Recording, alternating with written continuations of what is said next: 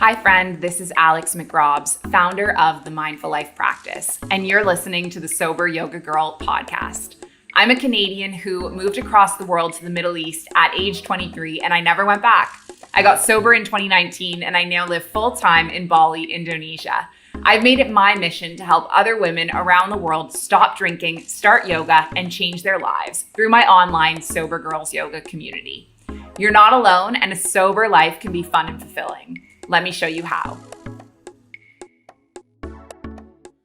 Hello, everyone. Welcome back to another episode of Sober Yoga Girl. I am really excited to have Christiana Maxion sitting with me today. And Christiana and I go way back.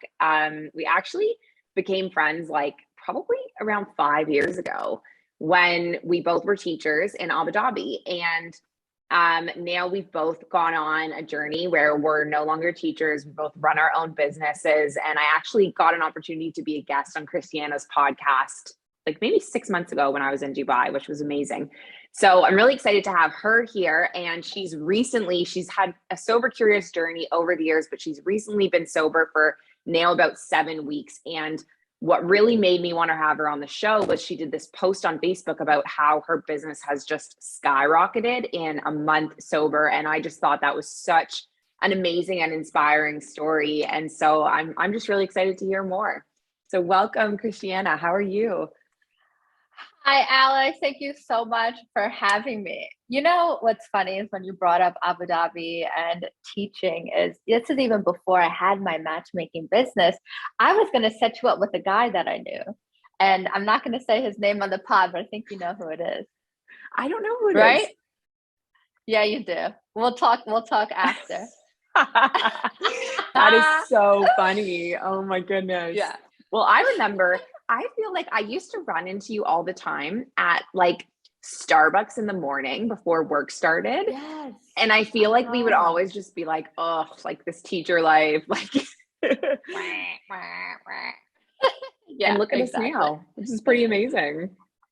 I know. And when I had you on the pod too, we were just talking about entrepreneurship, running our own things. And yeah, I mean, a lot has happened since then. So I'm excited to chat on that today. So tell me a bit about your story, your life journey tell me a bit about before you got to Abu Dhabi. How did you end up there as a teacher? Oh gosh. So I was in a relationship. There was this guy that I was dating. We were in a relationship. He had been to New York on a business trip. I'm a native New Yorker. We had met. He was leaving the next day. He worked in Abu Dhabi, and then we had this whirlwind romance where he came back 10 days later. Then we spent a whole 6 weeks together. We did long distance for a year.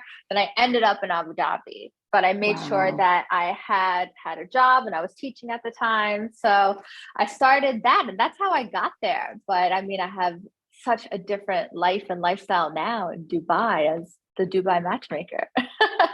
Yeah. So you taught in Abu Dhabi for a period of time, and then you taught in Dubai for a little bit. And then tell me about that transition from teacher to matchmaker. How did you make that move? Yes. So I was teaching in New York, then I was teaching in Abu Dhabi, and I was in a new curriculum, the IB. And I've always been a lifelong learner. And also if I wanted to do something and I put my mind to it, I went 100,000%. So within the first, was it 10 months that I was teaching in a new curriculum, I was then promoted to a curriculum leader.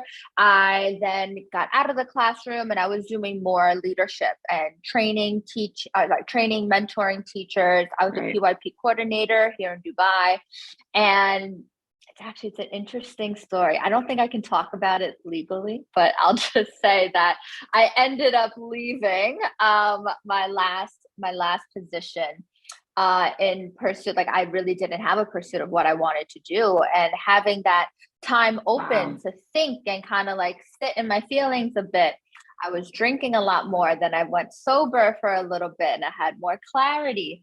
And I decided to start a business. It was a different business before. but I always loved the business of love because I started an Instagram account called Dating in Dubai, documenting my dating escapades here. People really were attracted to my empowered dating standpoint. And that's Yeah. really where it all stemmed from. People asking me for advice, relationship advice, dating advice. And then I decided to invest in mentors, education, programs, certifications. Now I am a professional matchmaker here in Dubai. Wow. And I totally forgot about that, actually. I forgot about when you were doing that Instagram just before you started matchmaking, just dating in Dubai. I loved it. You would come on and like, Yes. and you would talk about your dates. And I loved it. Whoops. I was like living vicariously through you because I was like, wasn't dating at all at the time. So I was like, we'll just listen to Christiana's dates. Yeah, I mean, people loved it. I think that that got me in a little bit of trouble in the education space. Maybe it didn't match the ethos. So, Yeah. but without dating in Dubai, that Instagram account, I wouldn't have what I have now. So Wow. honestly, like I think about my journey, my transition, and people always say, like, sometimes when you're in a certain situation where you think, gosh, this is like the worst thing that could happen to me, or what the hell am I going to do next? Those are spaces for creation and spaces to pivot. So it really became that for me. And without leaving or having to leave that job, I wouldn't have what I have now. Wow. And isn't that it's such an inspiring story, because I think when we get in these positions of, we're just like, what do we do next? Or we're lost, or we're like looking for the next step. It's often like you have to like kind of go through the mud to get to the surface. Yes, for sure. And that whole thing that you point out too about, I feel sometimes like teachers are held to this like higher standard than people in other careers. You know what I mean? Like there's this idea that we can't, and I see it all the time in my sober world. With me sharing openly about my sobriety and being a teacher, I was afraid all the time that I was going to get fired. I was afraid the wrong parent would come across my content and fire me, even though everything I was sharing was like in line with the values of the country. I was sharing about sobriety. I still had this fear, and I hear it from my clients all the time. People that work in education feel like they can't be authentically themselves because there's some idea that teachers are not supposed to have a life beyond the classroom, which I think restricts a lot of people from following their dreams and their passion projects. I completely agree with you, Alex. And I remember when I was going through that period, and like the whole thing that ended up happening was, they felt like it didn't match the ethos of the school, and that's completely fine. I get that. But one of the things that was brought to the table was, okay, I was like, well, the level of my work has nothing to do with what happens outside of these doors. And no, but they were like, well, it's a representation and this is the decision. And there you go. But honestly, like, and I actually saw, so funny, I saw one of the persons who was involved in that whole situation, and she tried to ignore me. I saw her at a restaurant and I was like, oh, hi. And she was like, oh, hi. And I was like, Wow. And the thing is, like, now I'm in so much media, whether that's television, radio, in publications, online. And I'm sure she's heard and seen everything I'm doing. So I actually thank that situation and those people who were involved, who at that time it felt like a low, but now it's the high for sure. Yeah. Okay. And so all those publications, that media, like, so that is what stuck out to me. So you did a post probably about a month ago, and you said that you had been like a month sober. And in that month you listed like, since you got sober, you're in like a million. I mean, you could describe more about it, but just a bunch of publications, a bunch of like interviews. And so tell us more about that. Like, how did that all come to fruition? Oh gosh. So it's interesting because I So I had reached a point in my business where, gosh, I had an amazing Q1, and I decided to hire a PR team. This was like probably in May. I decided. So after first Q1 was great, then I had some thought about it. Then I decided to hire them. Now, what's very interesting is that I made the decision to go sober. I didn't have a timeline on it yet. The catalyst to that was I kind of had a fallout in a relationship, and this person was tied to binge drinking. And it sounds so silly, but I was watching Bling Empire 2 on Netflix, and one of the main characters on it, he goes to his sponsor's house and he says, "Wow, is this what 6 years sober gets you?" And this was right after I had the fallout with a friend. And I was like, oh my goodness. I was like, you know what? I'm not going to drink right now. Next day, my PR, the president of the PR firm that I work with, she posted or reposted. It said, "You will accomplish more in 1 year sober than you will 10 years drunk." Mm-hmm. And I was like, okay, just putting that nail like further into the coffin. And then it was a Monday. So that was Friday. So Thursday, Friday, Saturday. Then a Monday comes. I have lunch with one of my friends who's now almost a year sober. Wow. He was talking about all the benefits of it. Oh my gosh, clarity, you save your energy, this, you see so much. You don't waste your time. You don't waste effort. Not 1 minute in your day is wasted. So I was like, okay, a little bit further. Now, this is the craziest part. And I think you know this guy, so I'll mention him. I was on my way to a breakfast with my PR firm. And I'm in the car. I'm parking it. It's in such a random parking spot. And the car pulls up right next to me. And I was like, why is this guy parking so close to me? What a weirdo. Anyway, though, I get out of my car. I get in the lift. He gets in the lift with me. He's like, "Hey, are you going to so-and-so?" I was like, "Oh, yeah, I can help you. I'm going there, whatever." Gets in. And then he's like, "Oh, the firm I work with is Tish Tash." He's like, "Oh, are you going to the Tish Tash breakfast too?" And I was like, "Yeah, I am." So I figured he worked with them, like in some capacity. I was like, "Oh, then what's your title there?" "Oh, no, I'm a client of theirs." And I was like, "Oh, what do you do?"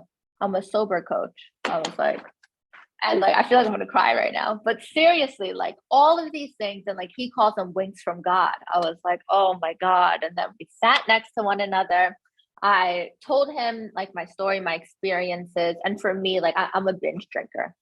So like I can't just have one. I need to have several. And then it got to some points, and we can go into detail later if you want, of like the binging becoming more frequent. And also, crazy story. So all, like I told you, it happened Thursday, Friday, Saturday, Monday, Tuesday. Now, my press release went out on a Wednesday, and this was like right before I was making the decision to go sober. And then as soon as I made that decision, I said, I'm going to go 6 months sober. The whole world opened up for me. I think it was like God was listening, the universe was listening, and I got all these emails from my PR team. You got this, you got that, you got this, you got that. And I was like, whoa, so weird. Well, great. Wow. Aligned. Wow. I love that expression, winks from God. I've never heard that before. Yes. Yes. I got it from the sober coach. He was out there, winks from God. Amazing. I don't know who you're talking about. But David. A guy named David. Is it Sober Coach Dubai? Is that his Instagram? Yes. Okay. Yes. David. Recently, I think I found him. Someone, maybe it was you. Someone shared to me. I think it was you. Yes. And I didn't know that I didn't know there were any other sober coaches in Dubai. I mean, I'm not really there anymore. I'm kind of like all over. Yeah. But I think I maybe followed him and messaged him, was like, "Oh my God, you're a sober coach in Dubai." So, that's so cool. Amazing. Yes. So you mentioned that you were a binge drinker. Tell me about that. Ooh, okay. Can I be honest on this show, or I have to keep it DR Dubai rated? No, you can be honest. Okay. So, like I mentioned, I actually went through periods of time where I would not drink for 4 weeks. I explored it last year in 2021. I had something happen. So I ended up going 4 weeks sober. And yep, so I did 4 weeks sober. And then I explored sobriety again, November, December, when I was like, gosh, I need to focus on my business and really like not drink, focus on this. And then this is when I kind of met, and I mentioned to you that relationship before that fell out. And she was the person who'd be, oh, come on, let's drink. There's no way that you can't drink. And then that's when I started drinking again. That's when like the binge drinking started coming into place. I'm not blaming her. I'm just saying it was a lifestyle that I felt like I matched a lot. Not I felt like I had to, but I matched a lot. And listen, those are all my decisions that I made on my own. And yeah, no, but I would go periods, right? Where I would drink for 3 days straight just because I was like, oh, well, I already started, so might as well keep it going, wake up at 9 a.m., have a drink. Why not? Because we're still on party mode. And then it started getting to the point where I would go to the liquor store and I would buy 2 bottles of wine because 1 bottle didn't get me drunk.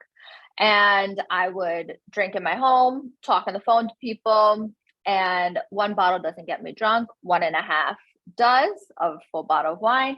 And then in the morning, it'd be 10 in the morning, and I'd be like, well, I have to finish the other bottle or it's going to go bad. And then it would just start this other cycle with it. So, I mean, when I first said this out loud to David, I was like, oh my gosh, is this my life? Because, you don't really, I guess it hits home more when you say it out loud, the things that you do, because you always make excuses for yourself in the moment, or you don't try to realize what's happening in the moment. And as an entrepreneur, having your own business where everything is so reliant on you, nobody else is making you money but yourself.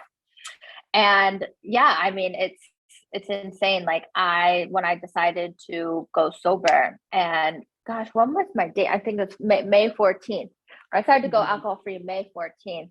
Like if I add up the success, and if I'm just talking about success in terms of profit and sales, I'm well into 6 figures. Like it's insane just from that date, May 14th. Wow. That's incredible. Mm-hmm. Yeah. That's so incredible. And you know what? I mean, it's, yeah, go. No, you go ahead. No, I was just gonna say that this is good timing because tomorrow I leave for London and Mykonos, and I vowed to myself. I said I'm not going to drink. I said I'm gonna go 6 months alcohol free, and it's hard because when you get on a flight, especially if like you're flying like business or first, you're like it's free, you have to have it. But I'm like, no, I'm gonna be good. So yeah, let's see. Well, let's see. Yes, I will be good. How has it been so far in terms of like, have you found it easy to stay committed, challenging? I'm a person, when I say I'm going to do something, I do it. So I don't find it difficult. I was at a birthday party last night where it was flowing champagne, flowing vodka. We're at this Russian place, and I don't even feel the need to have anything. And I think it's mainly because I made this promise, and I know it's a promise to myself, but I also feel like it's a promise to God as well. Right. That and because I've had so much success and so many great things happen to me ever since I made the decision, I feel like I might be punished if I do. And I know it's like that Catholic guilt, but yeah, and maybe I shouldn't think about it that way, but it is something that I have in the back of my mind. But I don't feel tempted. I would say that the only thing, and also because I've seen the physical benefits of it, that I'm like, I'm not even tempted to have anything because I don't feel bloated. I feel good about my body. I would say sometimes I just miss the taste of a beer, but I know that there's so many non-alcoholic options for it. So, but I still haven't had any non-alcoholic yet. So I'm pretty good. Yeah.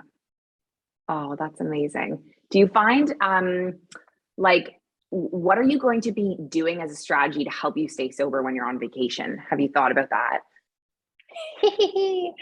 I have. So everybody knows, well, the main people that I'm going with know that I'm alcohol free.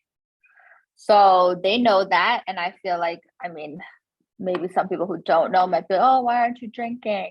And even though like I'm probably the most successful now, if we think of like financially and other things in my life, I'm also now that like I'm making my own money, I look at every dollar I spend. So I'm gonna be like really well aware of how much money I'm not spending from not buying Mm-hmm. bottles of champagne, from not buying bottles of Belvedere. Like I'm gonna be really conscious of that. So when the bill comes and it's like €100, everybody else is €500, I'm gonna be like, so that's like my main thing, especially in Mykonos. That's like the way I'm thinking about it. It's such a motivation when you think about how much you've saved in comparison to all the people. It's not only the alcohol, Mm-hmm. it's like the taxis, it's like the hangover food, it's like the covers to get Yes. into clubs. Like it really, really adds up. Mm-hmm. Mm-hmm. And like I'm super conscious of my body as well. I've always been Mhm. that way, but like now seeing the benefits of not drinking and obviously gonna have to be in a bikini, I'm gonna be like, no, I'm okay. I don't need that. So tell me about, okay, the other thing I've seen you've been doing is these drink dry sober. Yes. I'm so jealous of those, by the way. I see them happening. It makes me want to move back to Dubai. Like, Please come. tell me about that. Like, what has that been like? Oh gosh. So Erica from Drink Dry reached out to me. So she's also a Tish Tash brand. Reached out to me and said, because she saw my post as well about I'm gonna go six Mhm. months sober, this and that. And she's like, and this was at the same breakfast. She goes, why didn't we sit next to each other at breakfast yesterday? And then she was like, let's have a call. I want to collaborate. So we were talking about things, but mostly about being alcohol free. And then it got brought up. We're talking about dating while sober, and Mhm. I said, "Well, I have an idea. Why don't we do a single mingle, but have it be a sober single mingle?" And yeah, so we decided to do that. We partnered up with one of the restaurants that she works with, and it was a really cool experience because not only was it a way to get to know other people, but also get to know them without the liquid courage. Yeah. And then you actually remember the night, right? I mean, listen, people carried on to drink and that's their prerogative. I wasn't pushing like alcohol free, sober life. It was just a different thing to bring into the mix and also maybe open up the door for a lot of Islamic clients. So Mhm. the way that it happened was so we put it out there and then every applicant or anybody who was interested had to apply. Now they went through the application process. I vetted each applicant and I had 20 guys and 20 girls. I want to make sure it was an even number because sometimes you go to a singles event and it's mainly girls, not many Right. guys. So I made sure that there were equal number, same caliber of people, but also I did like a pseudo match. Like I don't really know that deeply about many of the people that came, but I did a pseudo match according to hobbies, habits, interests, maybe age ranges, looks wise, a little bit, what they were looking for in an ideal partner. So I made sure that everybody had an opportunity to actually meet somebody that would be well qualified for them. I did have rules of the night though, and the rules were that you couldn't ask anybody's age, you couldn't ask anybody's job, you couldn't ask anybody's nationality. Because I said, I was like, let's keep it strictly to like the mingling activities that we are Mhm. going on, but also kind of like clear of that judgment too. Yeah. That's so interesting. The job thing. Sorry, that just reminds me Yeah. of because I feel like we like the reason why we would not ask people's jobs. I was having this conversation with someone in Denver a couple of weeks ago. Was that when you ask people jobs, it's kind of like almost like judging them on like how much money they make or kind of like Mm-hmm. where they fit into. But it's so funny because for me, I now want to talk about my job. And I don't know if you feel the same way, but like I'm so Yeah. passionate about my business that I want to talk about it because I love it, you know? And it's different than like when I was a teacher. Like if you had asked me what my job was when I was a teacher, I would be like, okay, well, I'm a teacher full time, but like my passion is yoga. You know what I mean? And Mm-hmm. now I approach that question so differently now that I actually do what I'm passionate about.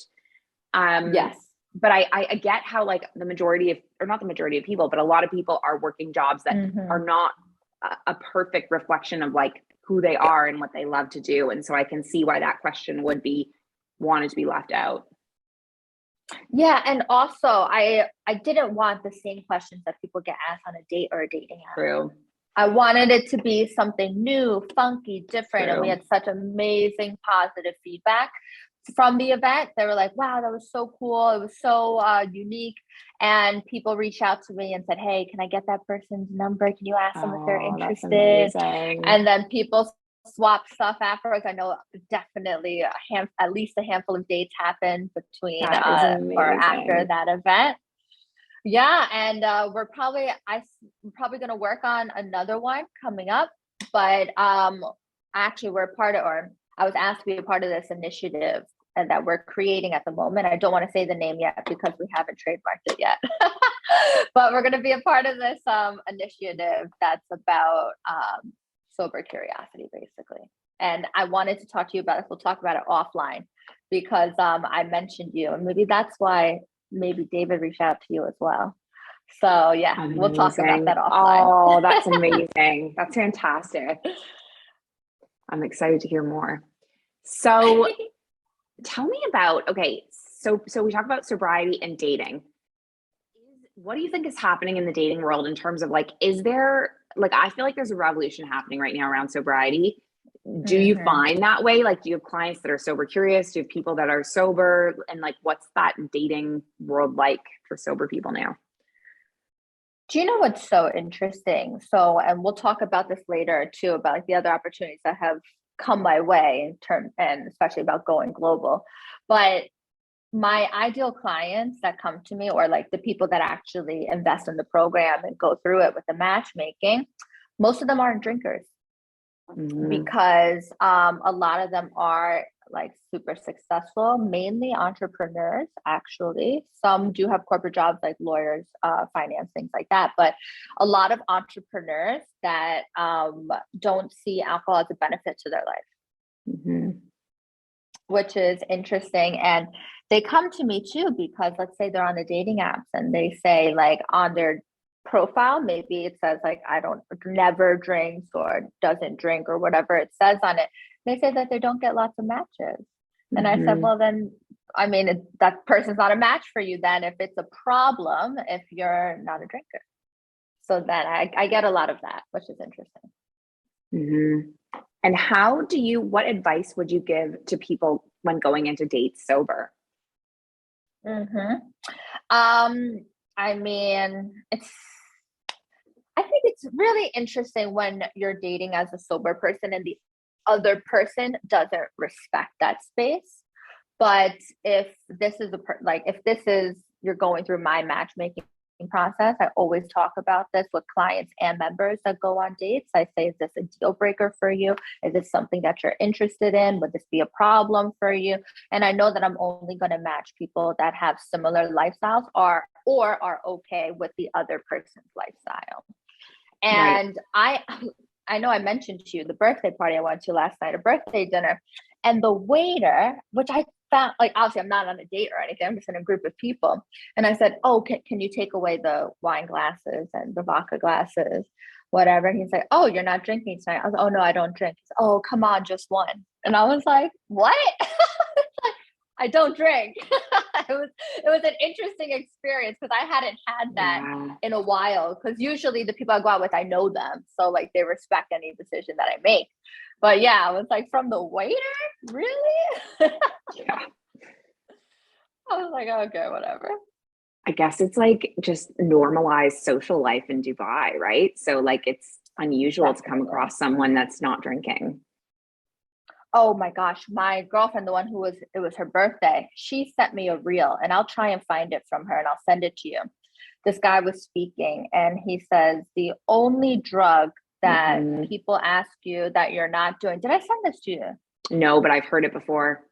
It's the only, Okay, yeah, it's it's alcohol. It's the the only only drug drug. that people are like, why aren't you doing it? It's the only drug that you have to explain not Yes, using.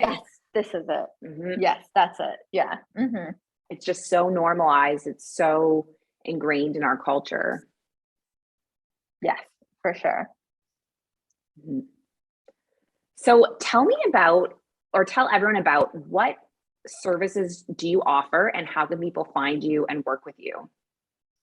Yes. Oh my goodness. So another great thing that has happened is I matchmake here in Dubai, but after being sober and a lot of other things happening, I was reached out to by Millionaires Club, which is, if anybody has seen the show Millionaire Matchmaker on Bravo in the 2000s, yes, it's Patty Sanger's company.